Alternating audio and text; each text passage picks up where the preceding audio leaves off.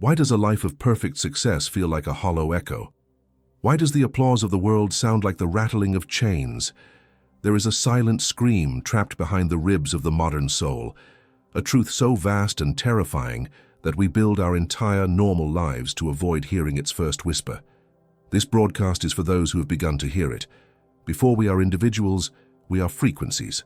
We are born into a storm of noise, a relentless cacophony that Carl Jung would recognize as the psychic signature of the collective.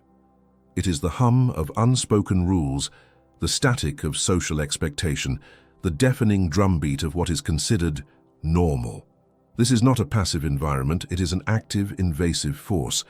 It is a symphony of static, conducted by 1,000 phantom conductors, and its primary composition is a set of seemingly benign habits that form the very foundation of an unexamined life. These habits are not choices we make, but frequencies we are conditioned to match. The sudden, sharp reaction to a perceived slight is not your anger. It is an echo of the collective's outrage, a note you have been trained to play on cue. The compulsive need for external validation is not a personal flaw. It is the desperate attempt to tune your instrument to the key of the crowd, fearing the silence that would follow if you played a note of your own. The restless filling of every moment with distraction, with scrolling, with chatter, with work, is a panicked defense against the primordial silence where the soul's own music resides. These are the habits of resonance, the unconscious agreement to vibrate at the frequency of the masses. And for a time, it works. It provides a sense of belonging, of safety, of reality itself. We mistake the rhythm of the herd for our own heartbeat. We believe the noise is life. But the psyche, in its profound and terrifying wisdom, yearns for its own authentic tone. And so, the first stage of all true awakening does not begin with a gentle revelation or a pleasant insight. It begins with an act of psychic dissolution. It begins with the alchemical stage of nigredo, the blackening. This is the moment when the music stops making sense. It is the sudden, gut-wrenching realization that the life you have so meticulously constructed, the personality you have polished, the successes you have accumulated, are all vibrating at a frequency that is fundamentally alien to your core. The nigredo is the dark night of the soul, where the ground of your reality turns to black liquid. The normal habits that once provided structure and safety now reveal themselves for what they are, the intricate architecture of a beautiful prison. Blaming others, a habit that once felt righteous now feels like drinking poison. Seeking approval, which once felt necessary, now feels like a profound act of self-betrayal. Avoiding conflict at all costs, once the definition of being good, now feels like the slow suicide of the spirit. This is a terrifying phase, for it is a process of subtraction. You are not gaining wisdom, you are losing illusions. You are not building a new self, you are watching the old false self decay and turn to ash. The world does not change, but your perception of its noise becomes excruciating. The cheerful chatter at a party sounds like screams. The confident assertions of pundits sound like madness. The very pulse of normal life becomes a source of profound psychic pain. This is the necessary chaos, the sacred decomposition, before any true work can begin. It is here, in the heart of the disorienting blackness of the nigredo, that the call is finally heard. It is not a voice. It is not a vision. It is a single, pure, dissonant note. It is a sound so subtle it can only be perceived when the external cacophony becomes unbearable. It might arrive in the dead of night, in a dream so vivid it rewrites the morning.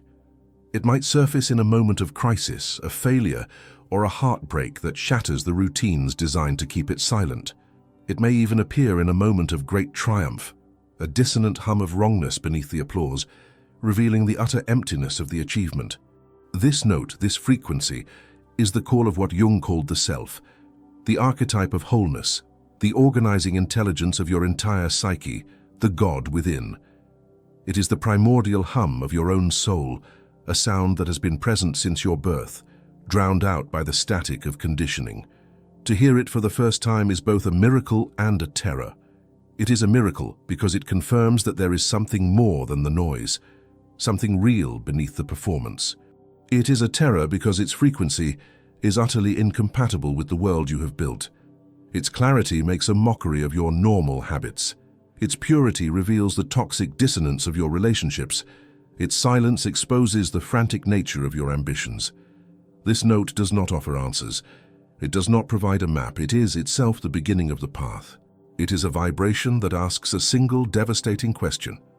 Will you continue to dance to the music of the world, or will you dare to follow this single unknown note into the profound and dangerous silence of your own being? For the awakened mind is not one that has added more knowledge, but one that has first dared to turn down the volume of the world to hear the only note that truly matters. The journey of abandoning the old habits is not a project of self-improvement.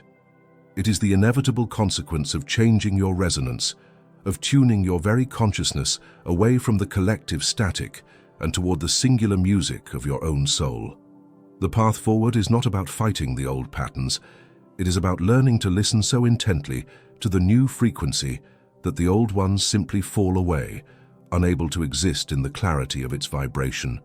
This is the beginning of the great alchemical work, for the habits that the world calls normal are merely the frantic rhythms of a soul out of tune with itself. True transformation begins not by forcing a new melody, but by attuning to the one that has been playing in the depths all along. Comment, "I seek the silence" if you are ready to begin the attunement, and subscribe to learn how to decipher the sacred music of your own soul. The descent into the Nigredo was a necessary dissolution, a surrender to the chaos that precedes all creation. But one cannot remain in the abyss. Having heard the soul's resonant frequency, the next stage of the great work commences. This is the albedo, the whitening. It is the phase of purification, of separation, of bringing a cool, lunar light into the darkness that was once overwhelming. The psyche ceases to be a haunted forest and becomes a laboratory. The goal is no longer to survive the storm, but to distill its rainwater, to analyze its lightning, to understand the very meteorological principles that govern your inner world.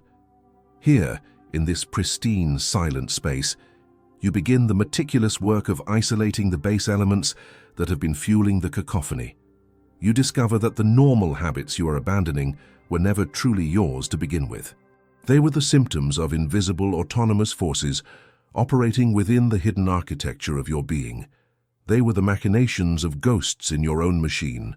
The first and most potent element you must isolate is what Jung identified as the autonomous complex. This is a concept far more profound and unsettling than a mere psychological issue.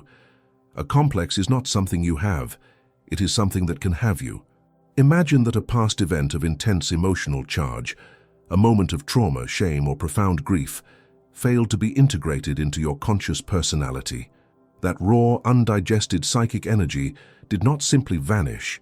Instead, it splintered off, congealed in the unconscious, and began to develop a life of its own. It is a shard of your own soul that has become a sovereign entity, a ghost with its own memories, its own will, and its own insatiable appetite. The normal habit of sudden, disproportionate emotional reaction is the clearest sign of a complex being activated.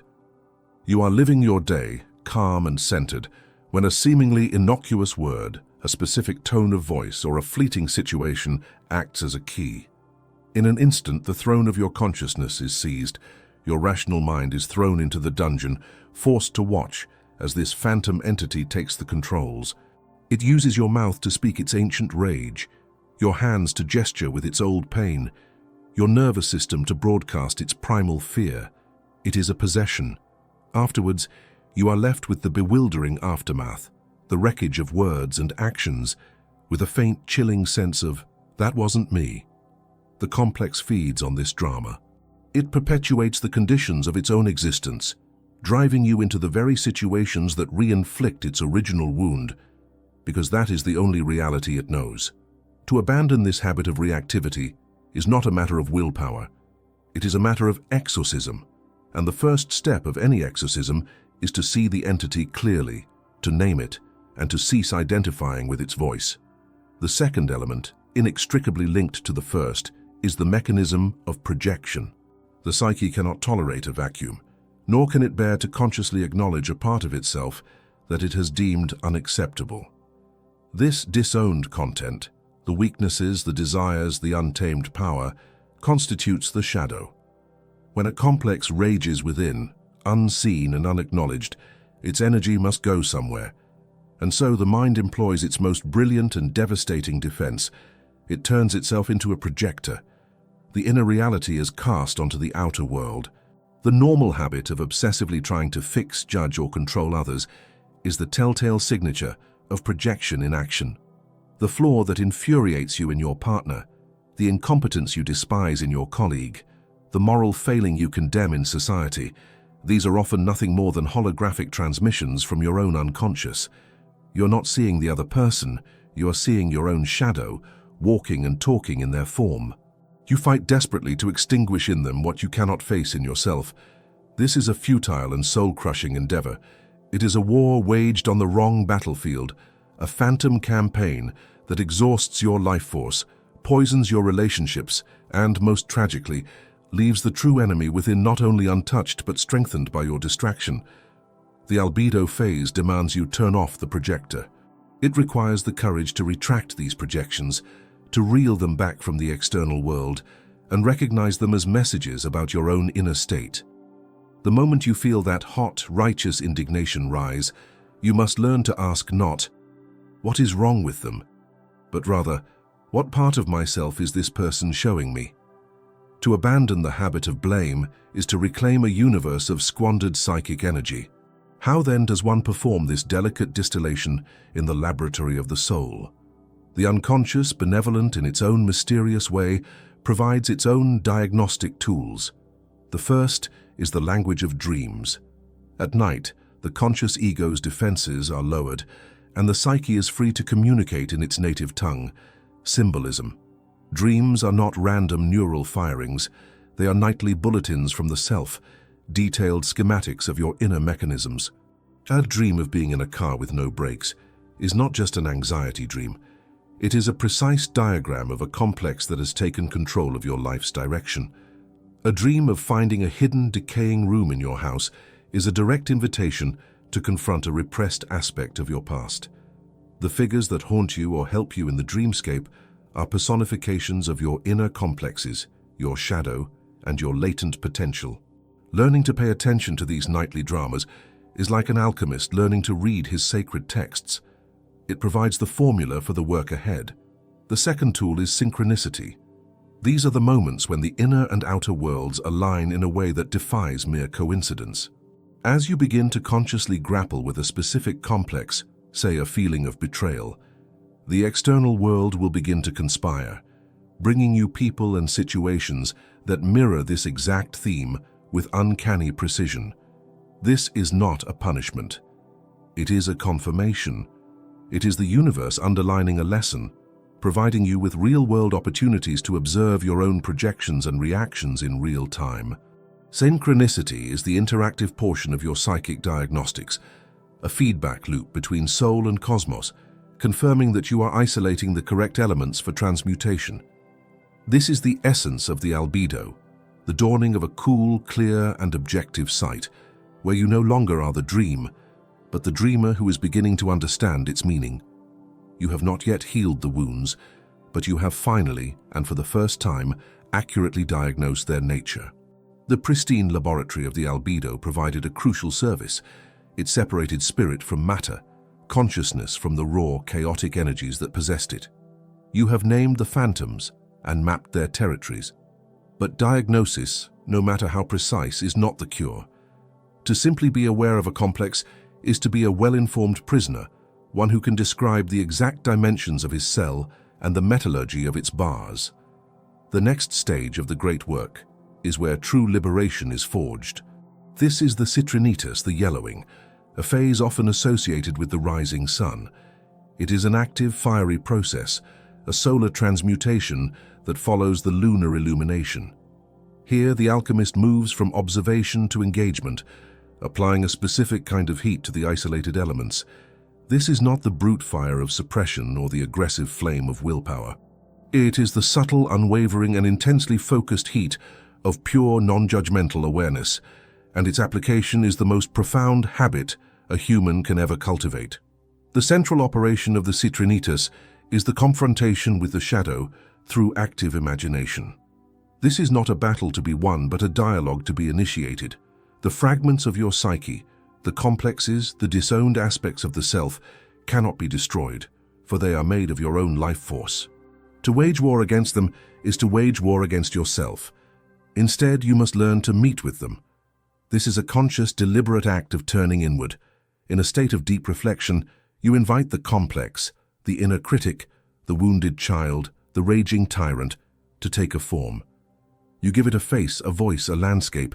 You then engage with it not as an enemy to be vanquished, but as a lost part of your own kingdom, a sovereign entity with a story to tell. You ask it, what is it you truly want? What pain do you carry? What is the truth you are trying to make me see? At first, its answers may be monstrous, incoherent, filled with the raw emotion of its origin. But by holding the space, by applying the steady warmth of your witnessing presence without flinching or condemning, a miraculous shift occurs. The entity begins to feel seen. The monster, which is only a concentration of unbearable pain, starts to soften. Its rigidity dissolves. The confrontation is not about agreeing with the complex or capitulating to its demands. It is about honoring its existence and the fragment of truth it contains. In doing this, you perform the ultimate act of psychic alchemy. You begin to reintegrate that splintered-off energy. You are not killing the dragon. You are remembering that the dragon's fire is your own, and you are reclaiming it. This inner work fundamentally rewires your relationship with the outer world, transmuting the lead of reactivity into the gold of conscious choice. The habit of being emotionally hijacked is not broken, it simply becomes obsolete. When a situation arises that would previously have triggered the complex, something new happens. You feel the old energy begin to rise, the familiar heat in the chest, the tightening in the throat. But it is no longer an overwhelming tidal wave. It is now a signal, an alarm bell from a part of yourself you now know intimately. You have met this entity before in the inner world. You know its name, its history, its pain, and because of this familiarity, you are no longer fused with it. A space is created. In that sacred pause between stimulus and response, you have a choice for the first time. You can see the complex inviting you to play out the old destructive script, and you can consciously decline the invitation. You can say internally, I see you, I feel your urgency, but I am the one who holds the throne now, and we will not be setting this house on fire today. This is the birth of true psychological sovereignty. It is the exhilarating realization that you are not the storm, but the vast, silent sky in which the storm arises and passes. The energy that was once locked into the compulsive, repetitive habit is now liberated. It flows back to the center of your consciousness, becoming available for creative, intentional living. This process of conscious reclamation and choice ignites the dawn of the citrinitas. A new light begins to suffuse your entire perception. The world that once seemed like a hostile territory filled with threats and judges is revealed to be a neutral mirror, a canvas that reflects your own inner state. The abandonment of the normal habits is the natural consequence of this perceptual shift. You stop seeking validation from others because you have begun the process of validating your own disowned parts. You stop fearing conflict because you have confronted the true conflict within yourself and are no longer projecting it outward as a potential battle. You cease blaming the world for your unhappiness because you have taken radical responsibility for your own inner chemistry. The silence that was once a terrifying void to be filled with noise becomes a sacred space, a sanctuary where you can hear the subtle guidance of your deeper intelligence. This is the voice of the anima or animus, the archetypal inner counterpart, which can finally be heard now that the screaming of the unhealed complexes has subsided. Its whispers provide a new compass, guiding you not by the frantic maps of social convention, but by an unshakable sense of inner rightness, a deep resonance with what is true for you. You are no longer navigating by the chaotic winds of external opinion, but by the steady pull of your own internal North Star. This is the philosopher's stone in action, not a mythical substance that turns metal to gold, but the faculty of conscious awareness that transmutes suffering into wisdom and bondage into freedom. You have heated the lead of the psyche in the crucible of awareness, transmuting the raw material of your suffering into the silver light of understanding.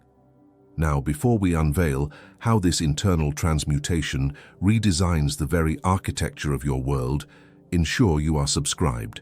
For the final secret of the magnum opus is reserved for those who see the journey through to its culmination, where the soul and a lived life finally vibrate in perfect unison. The prior phases were an internal pilgrimage, a descent into the underworld, and a subsequent ascent into the dawn of consciousness. But the great work is incomplete if it remains a private revelation. The ultimate purpose of alchemy is not merely to create gold, but to bring that golden essence into the world. This is the rubedo, the reddening. It signifies the union of opposites, conscious and unconscious, spirit and matter, heaven and earth. It is the phase where the individuated self, forged in the fires of introspection, is finally born into a new kind of reality, a reality that is no longer a battleground to be endured, but a symphony to be conducted. The state of being that emerges is not one of flawless perfection, but of resounding coherence. The internal world, once a fragmented landscape of warring factions and autonomous ghosts, has been brought into a state of dynamic harmony under the gentle authority of the self. The 8 normal habits have not been effortfully suppressed. They have become energetically impossible. They were the dissonant frequencies of a fragmented psyche. A coherent psyche simply cannot produce them, any more than a finely tuned violin can produce the sound of static. The need for constant validation dissolves, because the inner kingdom is no longer in a state of civil war. Its various parts have been heard, honored, and integrated, creating an unshakable foundation of self-worth. The compulsion to control or judge others vanishes, because the projections have been withdrawn. You are no longer seeing your own unhealed phantoms walking in the world. The fear of solitude is replaced by a deep cherishing of it, for silence is no longer an empty void, but a vibrant, creative space teeming with the wisdom of the depths.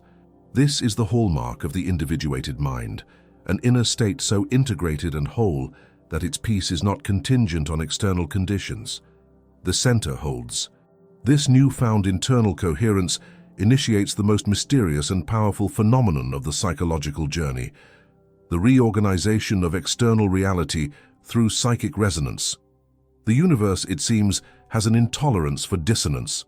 A mind that vibrates with the clarity, integrity, and authenticity of the self emits a powerful, coherent signal into the field of reality.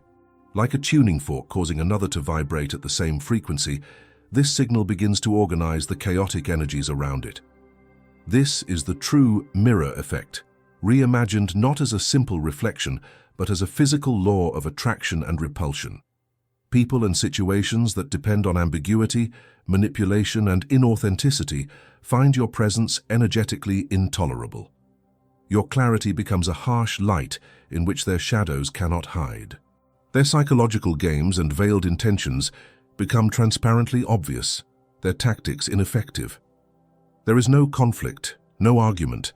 There is simply a natural and often silent parting of ways. Their dissonant frequency cannot sustain itself in your coherent field. Conversely, people, opportunities, and experiences that resonate with truth, depth, and genuine connection are drawn into your orbit as if by an invisible magnetism. You do not need to search for your tribe. They begin to find you.